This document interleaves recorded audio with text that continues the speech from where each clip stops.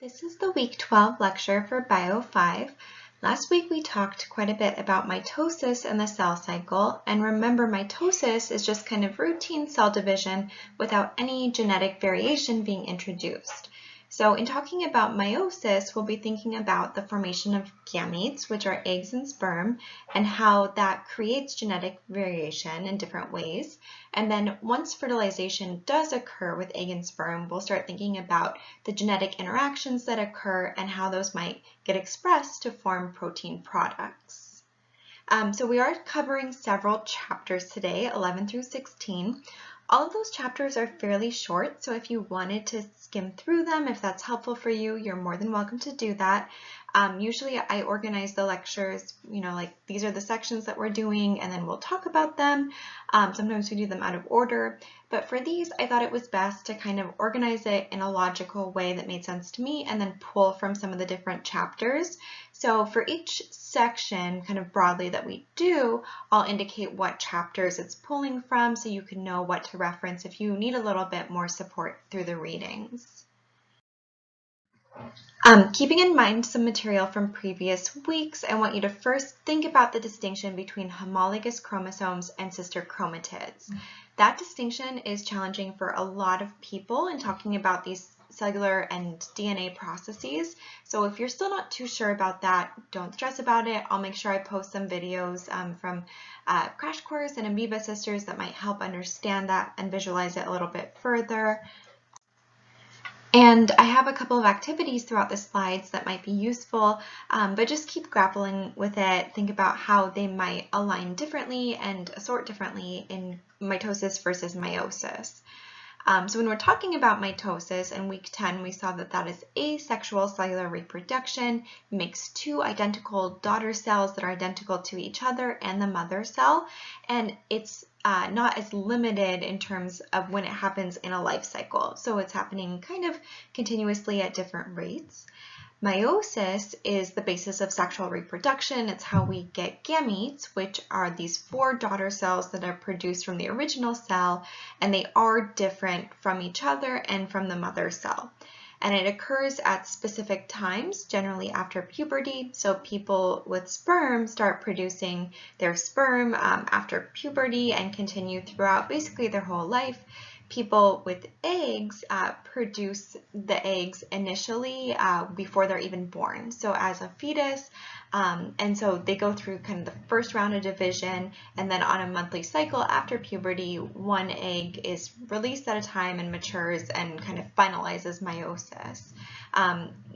I think I mentioned this to you guys already, but when people who produce eggs stop releasing them on a monthly cycle, it's not because they run out of eggs. There's kind of a lot of visuals about that and a lot of pressure put on women because, the biological clock's ticking, you're running out of eggs.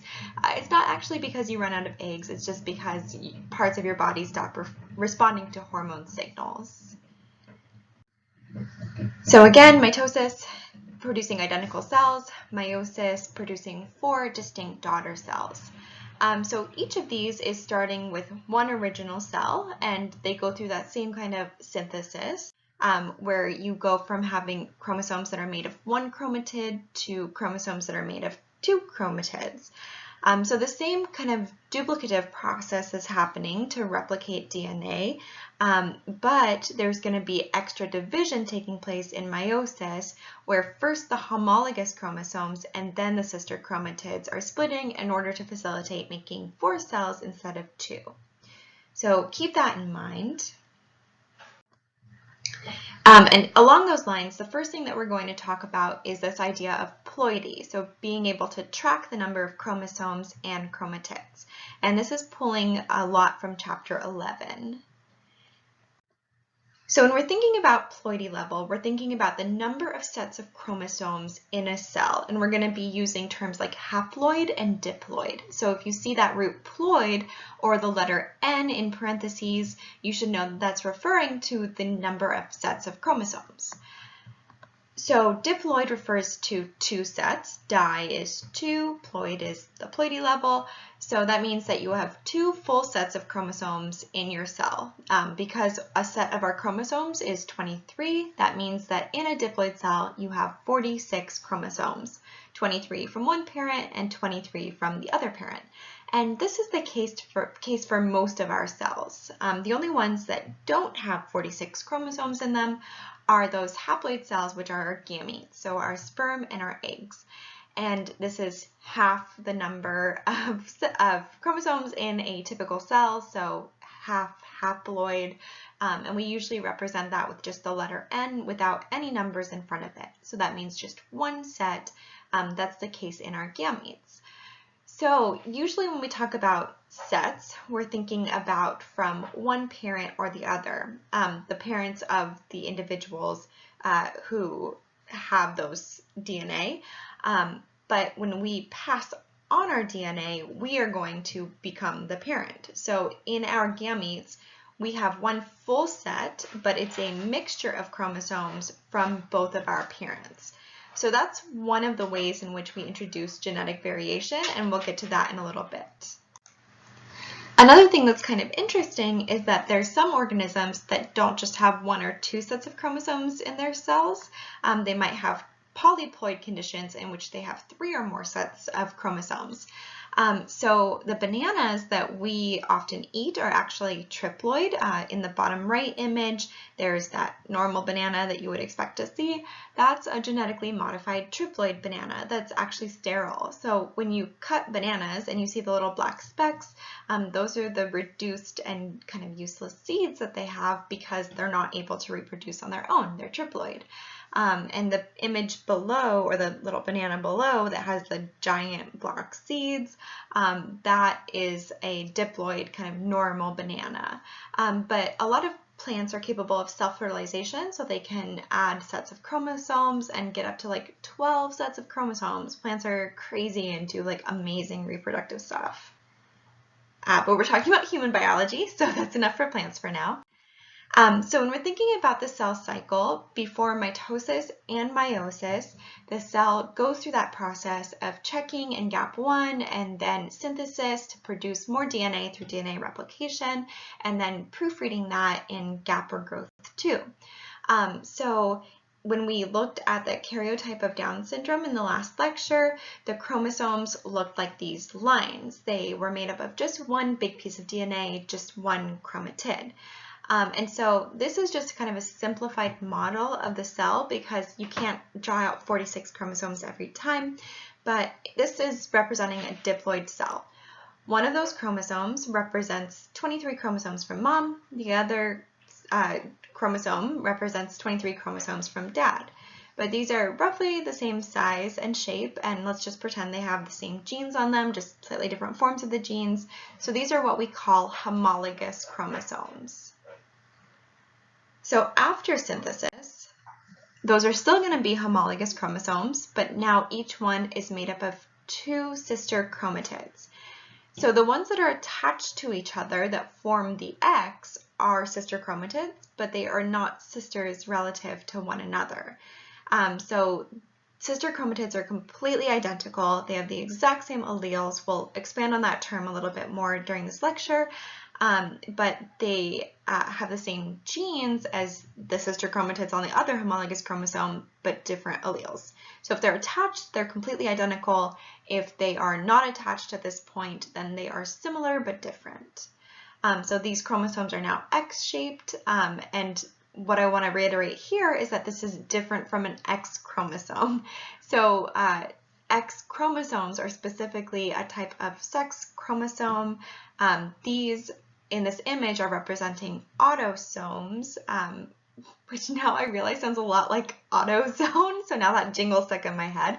But autosomes are those just other kind of body chromosomes, so chromosomes 1 through 22, which are not sex chromosomes.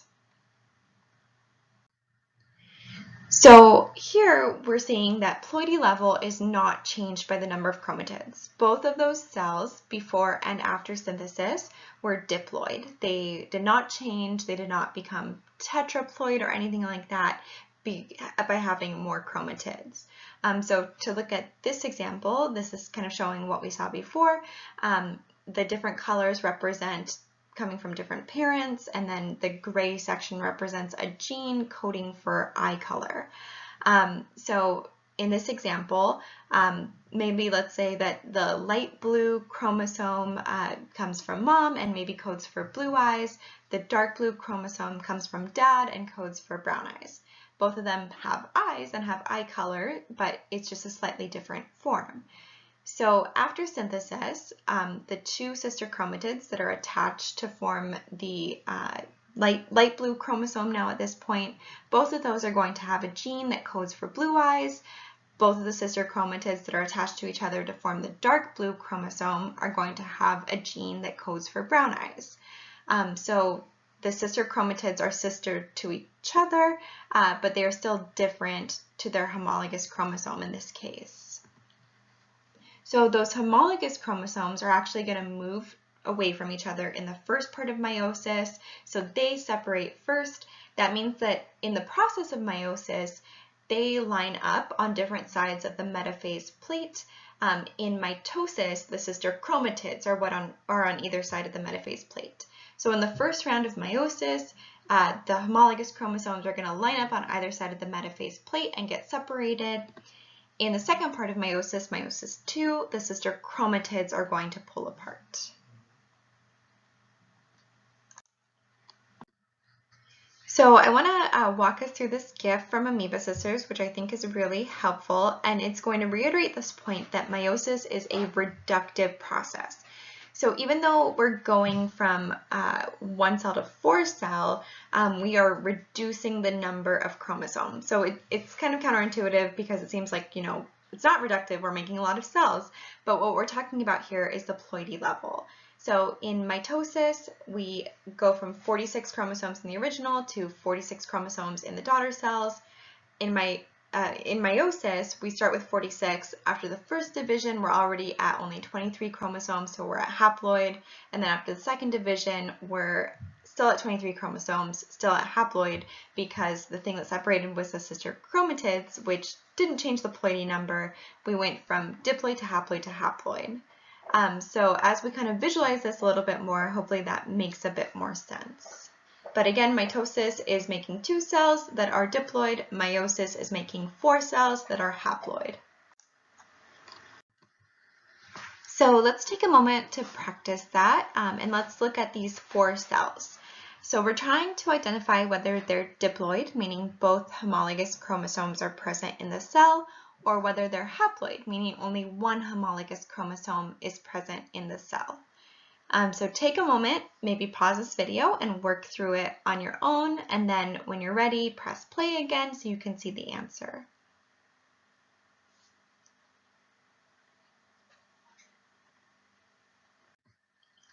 Okay, so we're going to take a look at which of these are diploid and which of these are made up of 1 sister chromatid or 2. So this first cell is diploid. The second cell is also diploid. The third cell is haploid. And the fourth cell is haploid. So when we look at the 2 diploid cells and the 2 haploid cells, they look different from one another. But remember, we're looking at the number of sets of chromosomes. So whether the sister chromatids, whether the homologous chromosomes are together in the cell or not. So for this first cell, it's diploid, and each chromosome is made up of 2 chromatids. The second cell is also diploid, both homologous chromosomes are present, but each chromosome is made up of only 1 chromatid. This third cell is haploid. There's only 1 chromosome present, so the other set is not there. So each chromosome is made up of 2 chromatids. And in this last one, it's haploid, and each chromosome is made up of 1 chromatid. So remember, each of these chromosomes in this situation represents a set of 23, but if both homologous chromosomes are present in the cell, it's diploid. If only 1 homologous chromosome is present in the cell, it's haploid. That's assuming that there's no problems with meiosis. We're going to look at some exceptions to this later in the lecture. So when we look at these guys, at these haploid cells, what those are representing are our gametes. So let's take a moment to look at gametes. And remember that meiosis is the formation of gametes. So we're pulling again from chapter 11. So you've seen this slide before. Remember that meiosis produces haploid gametes, which are also called sex cells or sexually reproductive cells. And we, in the case of humans and many other animals, call these eggs and sperm. So this image is showing a picture of an egg released during ovulation from a follicle. And so that's the actual egg cell. The top image is showing pollen, which is the basically the sperm of plants. So in animals, in people with eggs, meiosis takes place in the ovaries. So the formation of eggs takes place in the ovaries. So you can see that here within the follicle in the ovaries, which is then released into the fallopian tube. In people with sperm, meiosis takes place in the testes. And so we talked about that cycle and how long they take to mature and then how they're released. So just to visualize the size difference, this is a scanning electron microscopy image of a human egg, which is the very large circular cell, and a human sperm, which is the smaller flagellated cell. So they are very different in size. The egg has the bulk of the mitochondrial DNA, all the cytosol material. It has its own set of DNA. The sperm has DNA in the kind of cell body, and it has a ton of mitochondria packed together to power the flagella, but it doesn't contribute a lot of cellular components to the developing offspring. In plants, meiosis takes place for female plants in the ovaries, so they also have ovaries, and they produce a gamete called ovules. You can see that down here.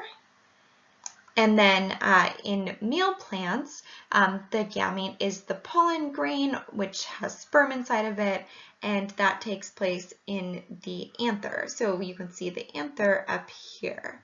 And then the sperm, the pollen connects to the top of this female plant right here, and then travels downward to reach the ovules.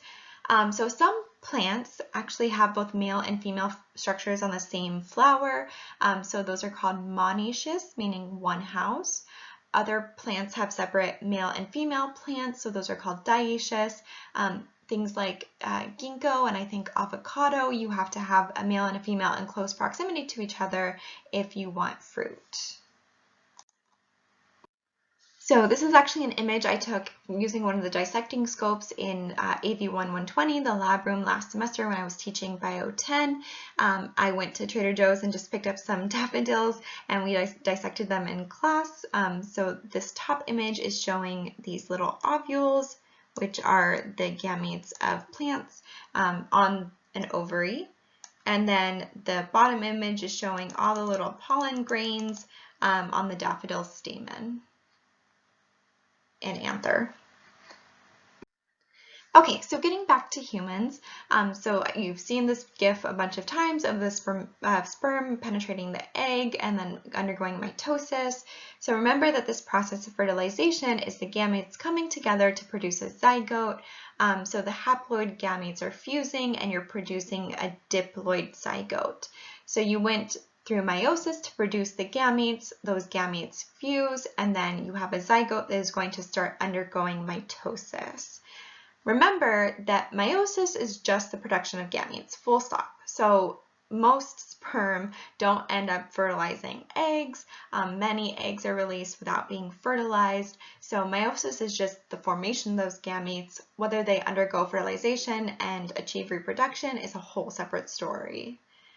But when that does happen, you have a zygote, and so this is the new cell that has the full complement of DNA.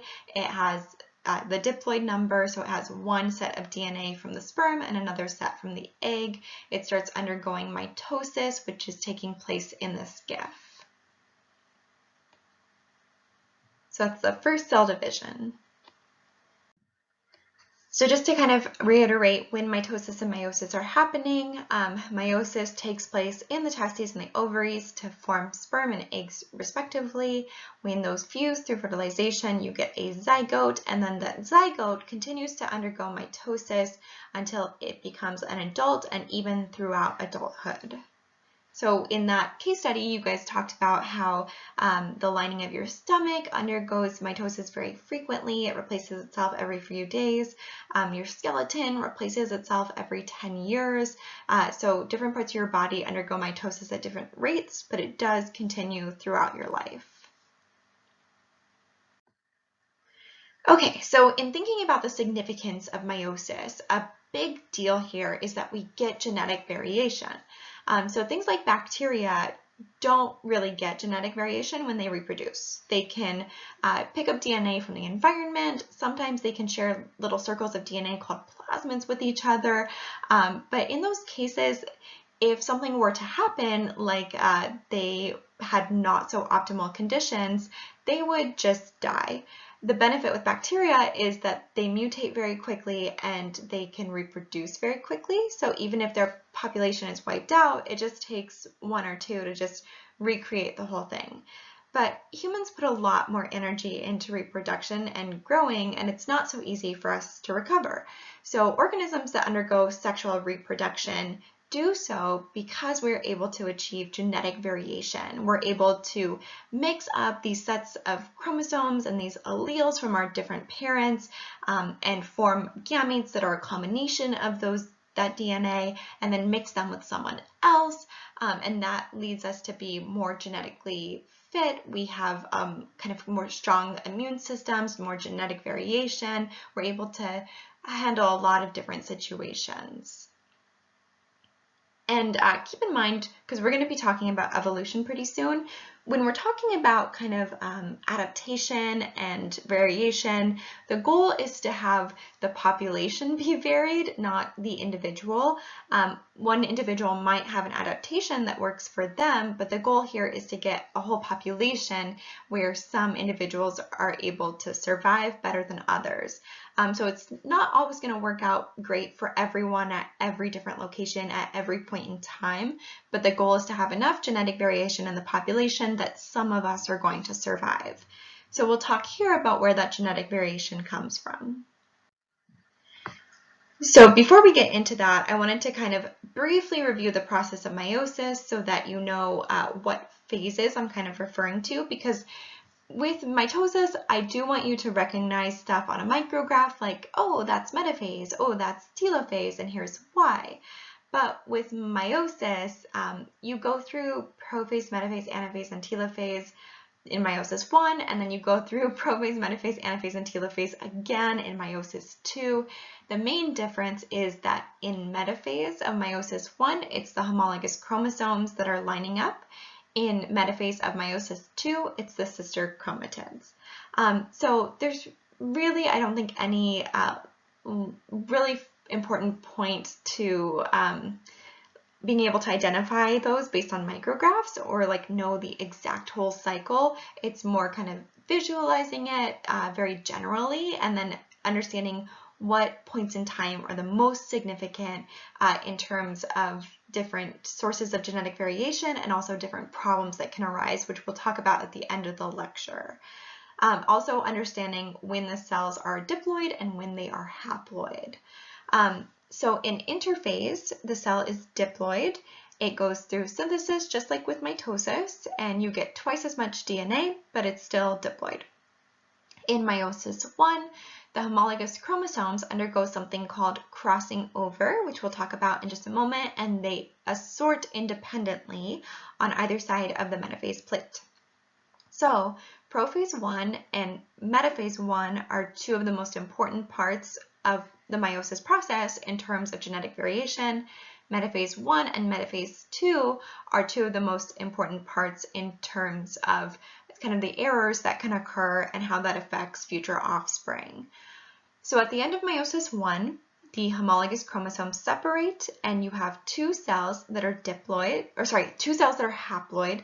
It's very important, two cells that are haploid, but those chromosomes, even though it's just one set, are made up of two sister chromatids each, and so they have twice the amount of DNA as the cells in the next round of meiosis, meiosis 2, where the sister chromatids separate and it's still haploid, but now you have 4 cells because the sister chromatids have separated. So meiosis 1, homologous chromosomes separate, you get 2 haploid cells. End of meiosis 2, sister chromatids separate, you get 4 haploid cells. Okay, so to talk about crossing over first, this is also kind of used interchangeably with synapsis, which is occurring during prophase 1. So before the chromosomes have lined up in any meaningful way, the homologous chromosomes connect to each other. So you can kind of see that here in this transmission electron microscopy image. This is one homologous chromosome. This is the other homologous chromosome. They are connecting with each other at these sites called chiasmas, and they are physically swapping chunks of DNA. So you see that here, this guy on the right has a blue chunk, and this guy on the left has a red chunk. So they kind of swapped pieces of DNA. So those swaps are very precise in nature. It's not like one is getting bigger and the other one's getting smaller. It's very precise. But now you have genes that are next to each other, or alleles more specifically, that are next to each other that weren't together before. So like for me, for example, you might now, after my cells produced eggs and went through this process of synapsis and crossing over, I might have chromosomes where an allele for blue eyes is right next to an allele for black hair, because my parents are very different phenotypically, and when my cells underwent crossing over, that might have brought their very different alleles together. So pieces of your maternal and paternal homologous chromosomes are swapped, and more specifically, it's the non-sister chromatids that are exchanging alleles. They're recombining. So this is creating new combinations, recombinant chromatids, new combinations of alleles. So usually when I lecture about this in class, I call someone up who looks vaguely like me, is maybe about 5'2" with dark hair, because they're similar to me but different. We're like homologous chromosomes. And so I have them kind of stand next to me, and I pretend like we're cutting off our arms and swapping them, which is basically what's happening in this process of crossing over.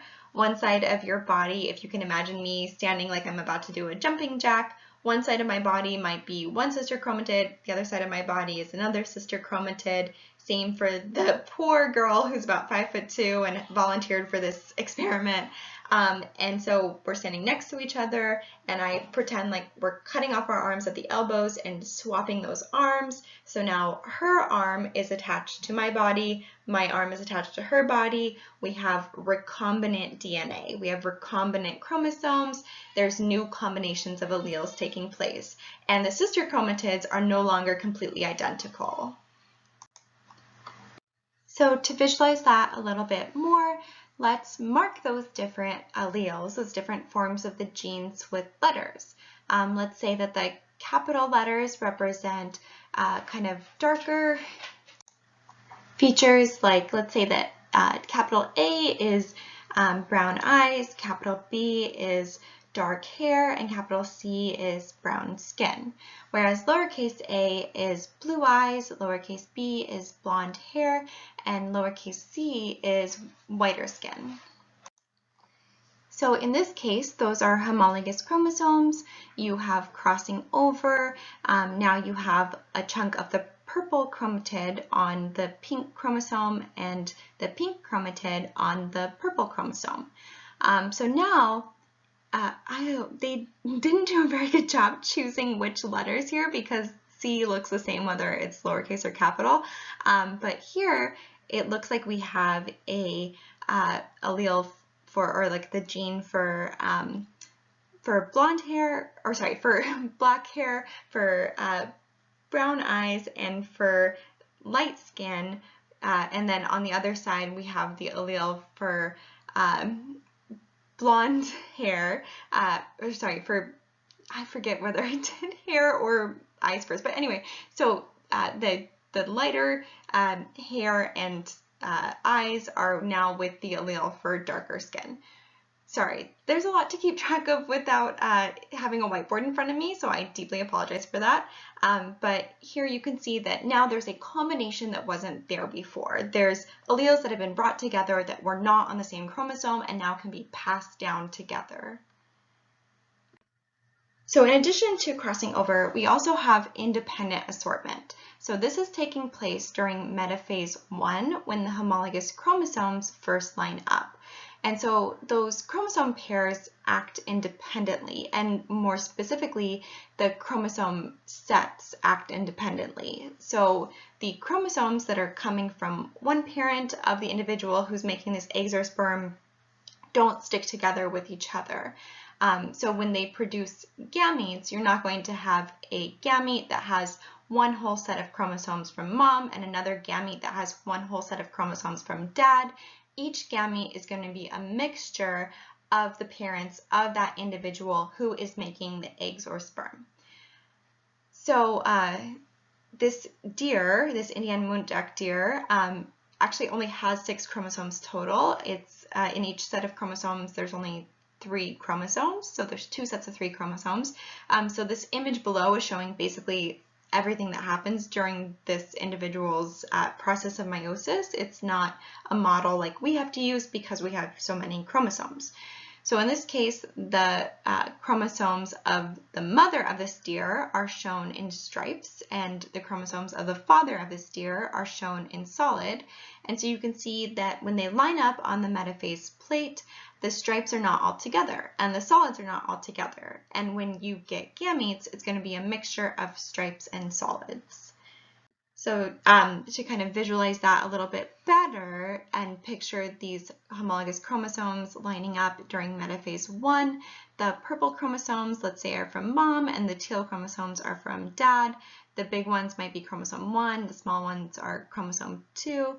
You'll see that as the spindle fibers shoot out from the centrioles and arrange these chromosomes along the metaphase plate, so that there's one from each homologous pair on either side of the metaphase plate, the purples are not together and the teals are not together. So the new cells are going to be a mixture of teal chromosomes and purple chromosomes. So these chromosomes are assorting independently of one another. It's a completely random process. So here you can visualize this a little bit better. For us, when we have like the full complement, that's diploid, it's 46. And remember that we have 23 chromosomes, so 22 autosomes in the sex chromosomes in a haploid cell. They only have 3 in their haploid cells. So you can kind of see this image a little bit more clearly. We have the homologs lining up independently of one another, so they're assorting independently. So ultimately you have these gametes. There are a combination of stripes and solids. So they're a combination of the deer's mother's chromosomes and the deer's father's chromosomes. Okay, so ultimately, once you go through meiosis and you have these gametes that are a combination of your parents' different chromosomes and different alleles, if that sperm that you produced or the egg you produced meets an egg or sperm respectively, then you have this process of fertilization in which the genes within those gametes are brought together. So remember, the sperm is going to the egg, and so then you have fertilization. And so when we think about that developing zygote, there's going to be genetic patterns that emerge. So genetics helps us predict the results of fertilization. The gametes are haploid, they come together in fertilization, and genetics is basically a mathematical tool to predict how haploid gametes come together to make diploid offspring. And because they're haploid, and because there's kind of different options for what ultimately could make up those eggs and sperm, we have to use these tools and use ideas like probability to predict this. So you might also hear the term Mendelian. Mendelian refers to this guy named Gregor Mendel, who's pictured here. He was a monk that lived in the 1800s, and back in the day, all monks really did was brew beer or illustrate biblical texts or grow plants. And so Mendel grew plants. He's actually kind of interesting. I might post some more information about him.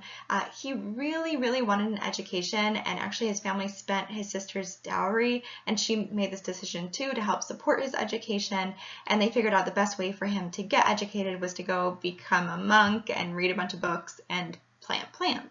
And he ended up doing some really important work because he was studying observable traits in pea plants and getting very quantitative about them. So he used quantitative data to show how the traits were passed through generations without having any knowledge of DNA and what was actually in the plants. And he kind of lucked out because he chose characteristics like height and color and whether the pea plants were wrinkly or smooth that really had to do with simple dominance. Life is a lot messier than this, so we're going to talk briefly about X-linked traits, and we'll also, I'll kind of briefly mention that there's some traits like blood type where they're co-dominant, so they don't follow these same patterns. There's also incomplete dominance where there's kind of like a mixing, but he lucked out and just studied stuff that have simple dominance, which is what we're going to talk about today.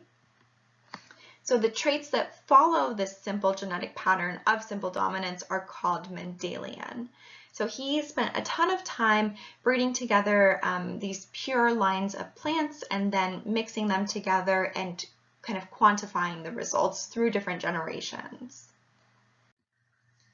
So what we call Mendel's laws, these kind of two ideas of what he learned, directly relate to the key events of meiosis. There's the law of segregation and the law of independent assortment. The law of segregation basically states that meiosis forms haploid gametes, and the law of independent assortment basically states that chromosomes assort or go into gametes independently of one another. So meiosis happens and independent assortment happens. That's kind of the crux of what he studied. I'm also going to introduce this ratio to you because for the activities that we do in lab in a couple weeks where we're talking about mitosis and meiosis and genetics, I'm going to have you guys use this ratio. So phenotype is the physical appearance, and that's something that we can look at and kind of judge and quantify without knowing anything about the underlying genetics, but it can lead to some clues about underlying genetics. So when we look at a group of individuals, a group of offspring, we can count the number of offspring expressing what's called the dominant trait and the number of offspring expressing what's called the recessive trait and make a ratio of those two numbers. And then there are certain Mendelian ratios that emerge in studying large groups of offspring. So keep this ratio in mind, keep that term phenotype in mind. We're going to get back to it in just a moment, but this is going to be important in a couple weeks. You might have used Punnett squares in high school, and I often really don't like the way these are taught because biology is a puzzle, genetics is especially a puzzle. It's super fun, but I think sometimes when we do the puzzle, we lose sight of the biological context. So Punnett squares are really about thinking what is going into these eggs and sperm and how does that make offspring. So oftentimes when I have my students do Punnett squares, I draw the eggs and the sperm on the template so you can keep that idea of haploid gametes and diploid offspring or diploid zygotes in mind. So these Punnett squares are used to produce or predict both the genotype, so what's in their DNA, and the phenotype, what's their physical appearance, of offspring from different sets of parents. So they're a way to predict the different progeny or offspring that might be produced by fertilization between an egg and a sperm. So if we know the parent's genotype, so their diploid state, what different alleles they have, we can predict what's going into their gametes, those haploid gametes, and how those haploid gametes come together in predictable ways. There's 4 different possible combinations. You have 4 different total gametes. So when we're thinking about those gametes coming together and predicting the results in the offspring, a lot of that has to do with ideas behind gene expression. So DNA coding for messenger RNA, which is then coding for protein. So we're going to think about those processes and start thinking about terms like dominant and recessive. And this is pulling from chapters 12, 14, and 15. So just a few helpful terms to keep in mind, just kind of in terms of size and scale.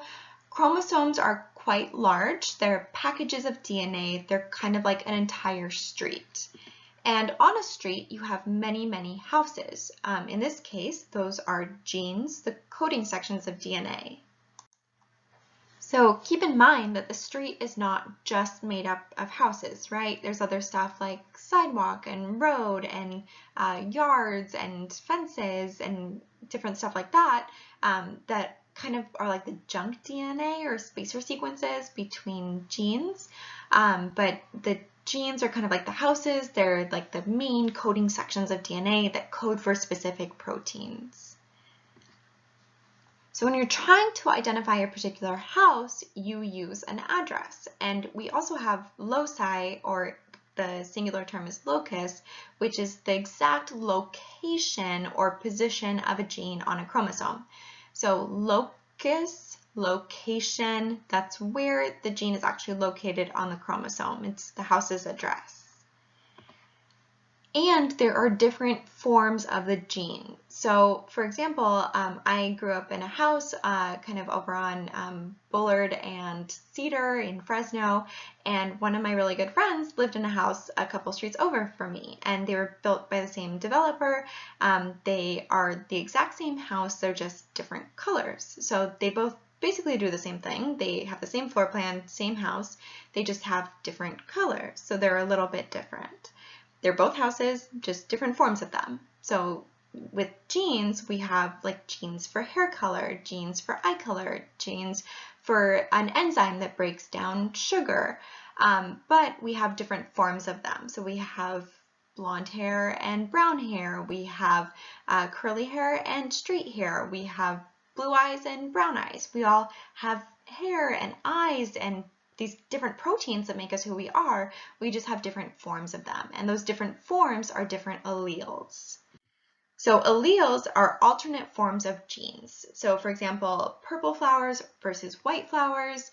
In this picture over here, this is a homologous pair, and they both have the gene for flower color at this particular locus or location, but one of these codes for a purple flower, the other one codes for a white flower. So they're just slightly different forms of the gene.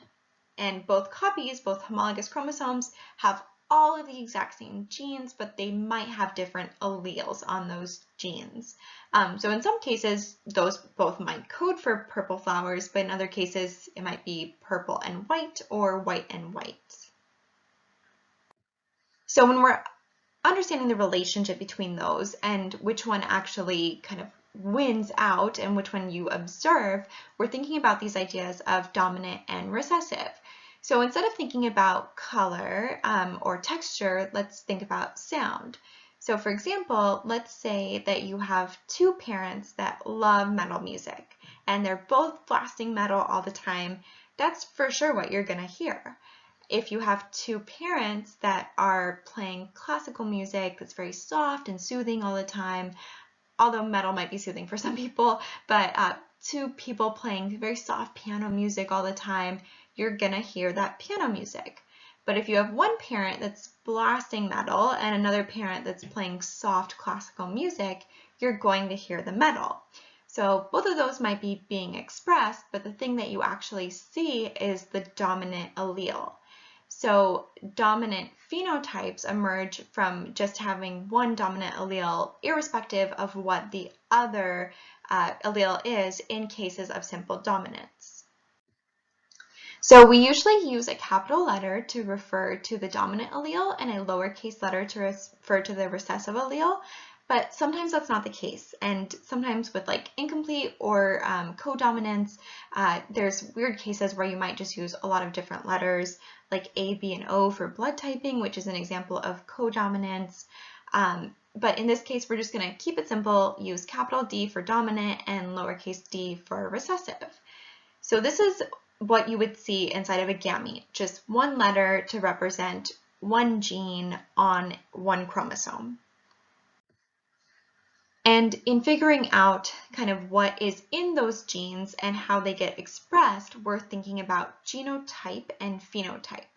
So genotype is the type of genes that you have. It's what's in your DNA, what alleles do you have for a certain gene.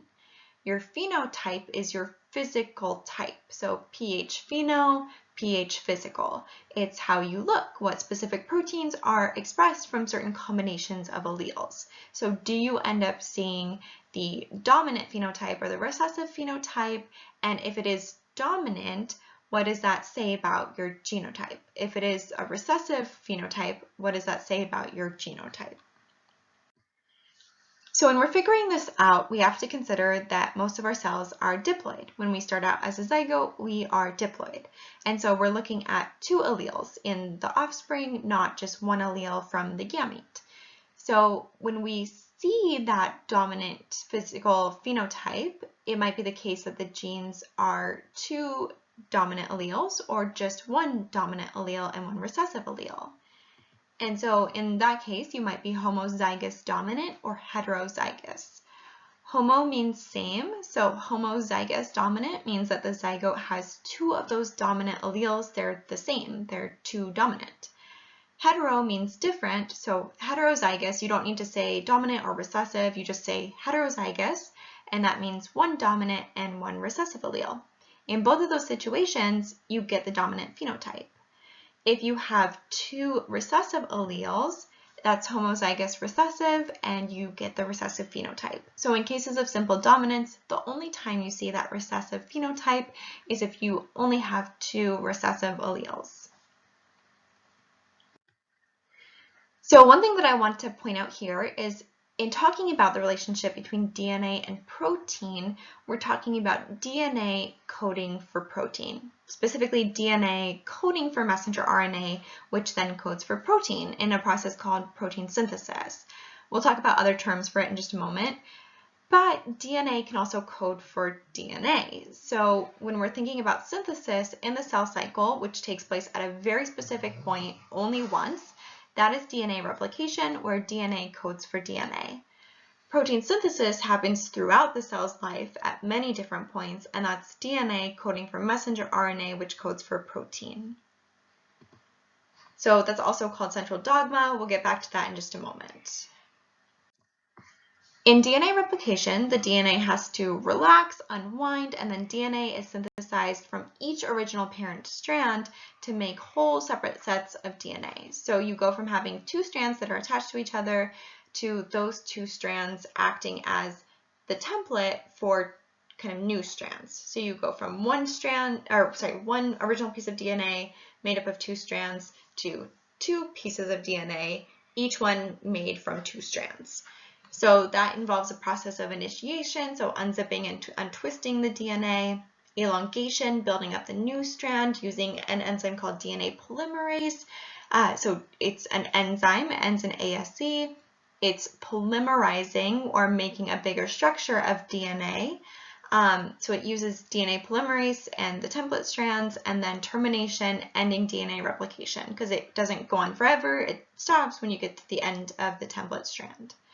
So DNA replication specifically takes place during synthesis. That's when it happens. That's the only time it happens. Central dogma, this process of protein expression, takes place throughout the cell's life cycle.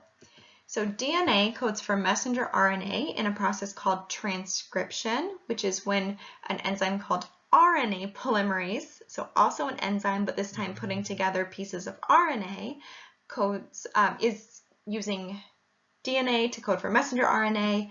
That messenger RNA codes for protein using ribosomes in a process called translation. So when we're keeping these different processes in mind, first, the DNA is your genotype, the protein is your phenotype, it's what you physically see. When we're keeping these different processes in mind, the way I think about it is in each of your cells, you have a cookbook that codes for all the stuff that makes you who you are. So it's all the recipes that you could possibly need for your cells. DNA replication is like photocopying that whole cookbook. You get a whole separate cookbook that you can pass on to another cell. Transcription is specifically writing down or copying down a single recipe that you want to use. Translation is cooking from that recipe and getting a product. So all of these are different processes. They're happening in different ways. Transcription and translation go together, but they're still kind of different processes. They're part of central dogma. They're part of what we call gene or protein expression. So just to kind of help visualize that, in transcription, DNA is coding for messenger RNA. The genes are kind of separated from one another. So remember, there's kind of different stuff like the road and lawns and fences in between the different houses. It starts with a promoter sequence and ends with a terminator. And DNA is actually read in groups of 3 nucleotides called codons. So when you see like G, then A, then U, that codes for an amino acid called aspartic acid. When you see C, then U, then G, that codes for an amino acid called leucine. So each codon codes for an amino acid, but many codons can code for the same amino acid. That's called redundancy, and it ensures that even though you might have a mutation, especially in the 3rd codon, or the 3rd nucleotide in the codon, you still get an amino acid, the same amino acid. So that redundancy is important because mutations do happen and your checkpoints sometimes miss them. And so you want to make sure that it's not completely detrimental for the ultimate protein product. Translation is when those ribosomes are kind of reading the mRNA code and using transfer RNA to put together amino acids. This process is anabolic, it costs energy, and so your cells aren't necessarily building up proteins unless they actually need them. That's why they're only maybe reading certain genes at a time. They're not constantly expressing all of the genes. And when you actually make an mRNA transcript, it's not just one ribosome going along and putting together amino acids. There's many ribosomes going through, reading that code, and putting together the amino acids using transfer RNA. So in this image, the ribosomes on the right have been reading this mRNA transcript a little bit longer than the ribosomes on the left. That's why they have the much longer polypeptides. So from one mRNA transcript, you can get many, many protein products. And ultimately, those differences in protein expression between different cells are what allow for different cell types. So remember, stem cells are kind of like those Pokemon that can evolve into many different types of Pokemon. They're undifferentiated cells that can still go through mitosis and can still differentiate. There's different degrees to which they can differentiate. So for example, hematopoietic stem cells can only become different types of blood cells, like white blood cells and red blood cells and platelets. But there's some stem cells, like totipotent stem cells, that can become any type of cell. So these are found in the developing embryo. Certain types of stem cells are found in umbilical cord blood, which can be donated especially to people who have histories of blood diseases in their family. And we have stem cells throughout our body, though proportionally much fewer than in a developing embryo. Okay, so I also wanted to touch base on sex-linked genes or sex-linked traits that are found on sex chromosomes rather than on the other autosomes. So remember, sex cells are things like sperm and eggs. Each of these is made through meiosis and they have half the usual amount of DNA. Sex cells are very different from sex chromosomes. We already kind of talked about this. The DNA gets put into the sex cells randomly. It's independent assortment. You just end up with one full set instead of 2. So there are some genes that are located on your sex chromosomes. Again, this isn't called the X chromosome because it looks like an X. It just so happens that this has already gone through synthesis. So we have one chromatid and a sister chromatid that are attached to each other to make this X chromosome. That's kind of hard to write out. And this is the Y chromosome. So there are some genes on there, even though the Y chromosome especially is much shorter. And there's a difference between your sex cells and your sex chromosomes. So your sex cells are eggs and sperm. Eggs have chromosomes 1 through 23, including a sex chromosome. Sperm have chromosomes 1 through 23, including a sex chromosome. Eggs almost always just have an X. Sperm can have an X or a Y. So these genes might help determine secondary sex characteristics, so kind of things like hair or muscle growth or breast tissue, and especially the SRY gene on the Y chromosome is linked with these secondary sex characteristics. But there are a lot of other genes on these chromosomes that get passed along with these sexual characteristics. And again, there's a difference between anatomical sex, chromosomal sex, and gender. Here we're kind of talking about chromosomal sex. So on the sex chromosomes, there are genes that code for secondary sex characteristics and anatomy, but there are also sex-linked genes that have nothing to do with sex. So these are X-linked if they're on the X chromosome and Y-linked, which are on the Y chromosome. Genes that kind of are correlated with color blindness are located on the X chromosome. So if you're red-green colorblind, you might not be able to see the 5 that's in the center of this image on the bottom right. So just an example of sex linkage, color blindness is X-linked and recessive.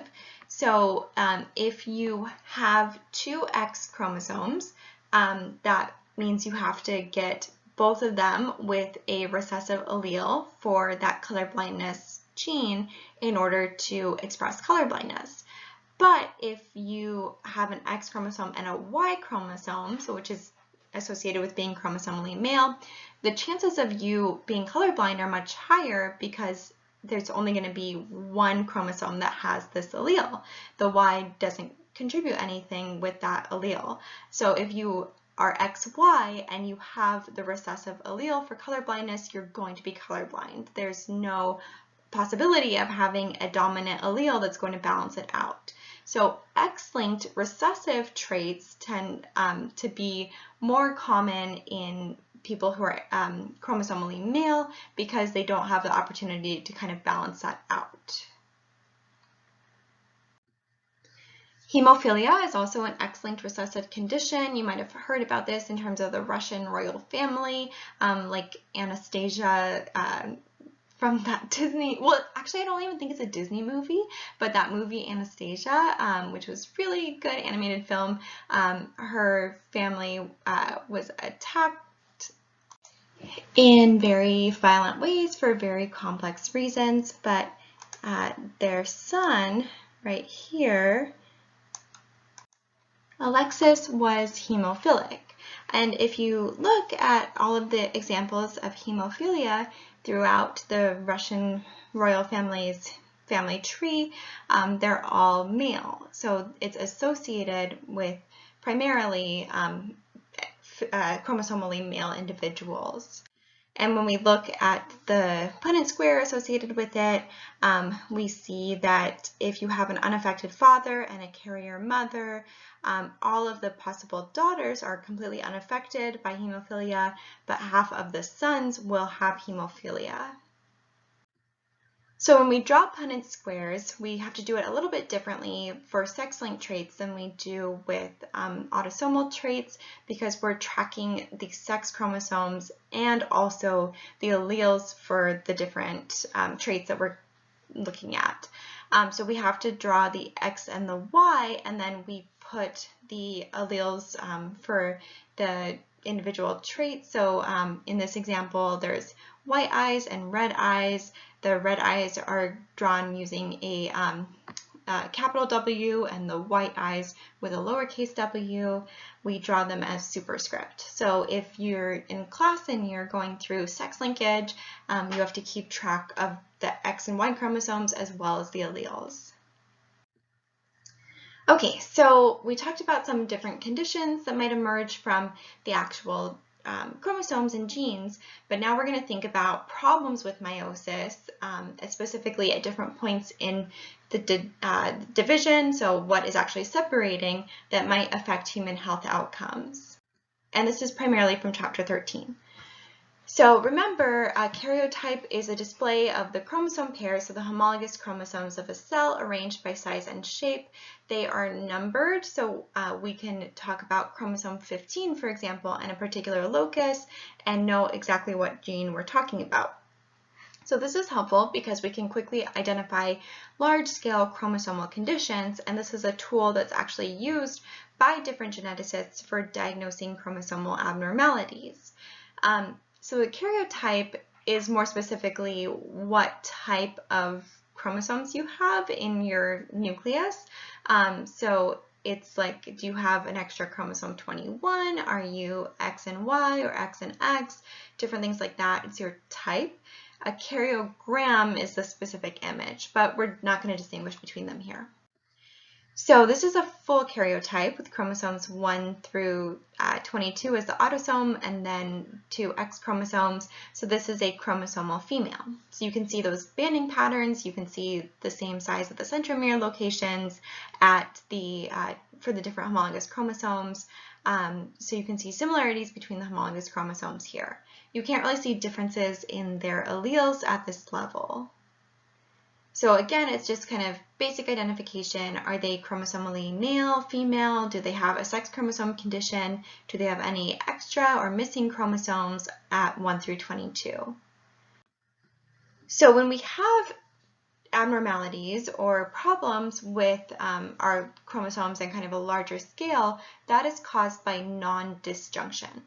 So disjunction is kind of like division, and non-disjunction is lack of organized division. So in this case, this is happening when the homologous chromosomes separate in meiosis 1 or when the sister chromatids separate in meiosis 2, and more specifically, if they fail to separate. So in this case, if you have non-disjunction during meiosis 1, you end up with extra chromosomes in one location and missing chromosomes in the other. If you have non-disjunction during meiosis 2, you have maybe one set of cells that are normal and then another set of cells where you have extra and missing. So extra is referred to by one term, missing is referred to by another term, and we'll get to that in just a moment. And it turns out that the risk of non-disjunction actually increases with parental age at kind of an exponential rate. So specifically, Down syndrome is also can be caused by something called trisomy 21. So here we have 3 chromosome 21. So trisomy 3 chromosomes of 21, and it's exponentially more likely that you'll have an offspring with Down syndrome as maternal age increases. So when the mother is around 20 years old, the chance of having a child with Down syndrome as a percentage of live births is only 0.1. By the time you get up to age 35, it increases to 0.5, and then by the age of 45, it increases to 3.6, so it's quite high. And individuals with missing or extra chromosomes are called aneuploids. Individuals without missing or extra chromosomes are called euploids. So those are just different terms that we use to describe people with extra or missing chromosomes versus people with what we would expect the chromosome number to be. So when we're thinking about sex chromosomes, it's a little bit different because it's often the case that you have 2 X chromosomes and you don't want kind of extra proteins coming from those individuals. For people who are XX, one of the chromosomes actually deactivates quite early on in development, and it's kind of random which one deactivates, whether it's from the mother or the father. So it's random in different cells, so you end up having certain cell lineages with an active X chromosome from mom and certain X lineages with an active X chromosome from dad. And the other X chromosome becomes what's called a bar body, and you can actually observe that under a microscope. In XY individuals, there's no second X to inactivate, but in Klinefelter syndrome, which we talked about when we were talking about sex versus gender, one of the X chromosomes remains active, the other does form a bar body. So you have kind of a situation where it's similar to an XY male, but there are still some effects. You have that extra bar body. And then with triple X, you just have one active X, you have two bar bodies. So there's still effects with Klinefelter and triple X, but it's not as severe as it might be if you had an extra chromosome 21 or chromosome 13 or 15.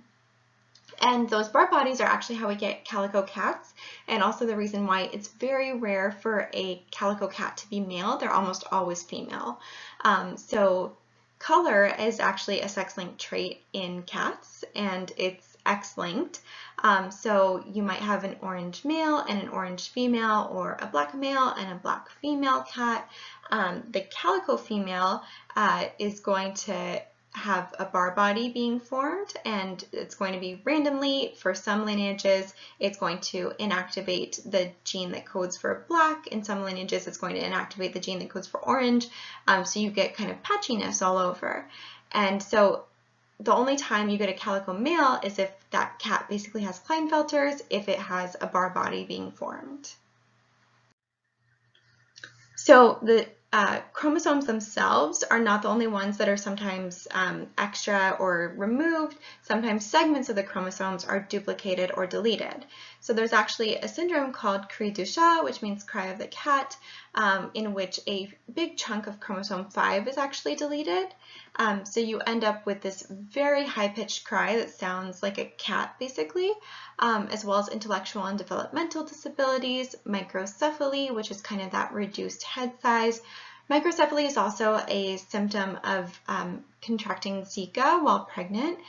So the developing fetus, or even shortly after birth, the baby might have microcephaly. That's kind of what concerned people most about Zika virus, because getting bit by a mosquito and getting Zika virus isn't actually that dangerous. It's just like a mild cough, but it has really serious impacts for the developing fetus. So microcephaly, low birth weight, poor muscle development, which also leads to problems with things like swallowing and other stuff you need muscles for, and unique facial morphology. So these images on the right are the same boy with cri du chat at different stages of his development. Okay, so I know that was a really long lecture. Again, I encourage you to break these up. You do not need to be doing the whole lecture all at once. So pause it. I don't expect you to sit and listen to a lecture for an hour. Pause it, break it up, but make sure you review your quiz feedback, listen to the lecture however you can, check the study guide when it's posted, email me if you have any questions, complete your online reflection, and complete the quiz.